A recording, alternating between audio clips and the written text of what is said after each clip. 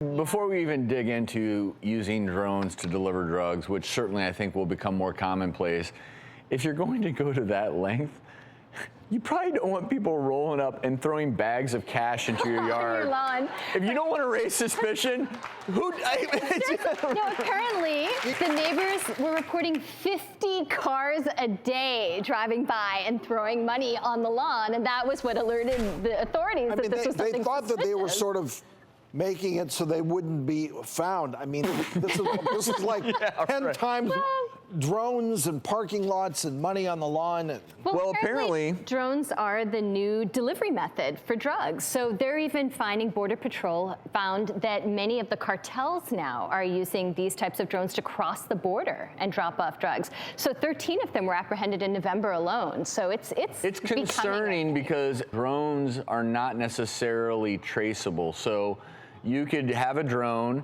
and fly the drugs either over the border or deliver them somewhere, and if they were caught, if the drone was caught, it doesn't necessarily lead directly back to you. And so the drones are a genius way to deliver drugs, but I think the part of the transaction that is complicated is how you get paid for it. Yeah. And clearly, you don't want people throwing money in your yard. Well, in this case, I think what was also really disturbing, and they mentioned this in the news story about the child endangerment, was apparently this man's 9-year-old child was in the house, and all this drug paraphernalia, the syringes in the child's room. They actually found a vaping device with marijuana oil. I mean, and there was LSD laced candy in this home with this child. So, look, no one is ever going to sit here and say that someone dealing drugs is doing a service to society. It's the exact opposite. But then you throw in the situation of a child in the home. So, luckily in this case, they were caught, and certainly we hope that this 9-year-old finds a better situation. Yeah. No, they've been returned to the mom, apparently. I'm sure police are going to be more vigilant now with drones.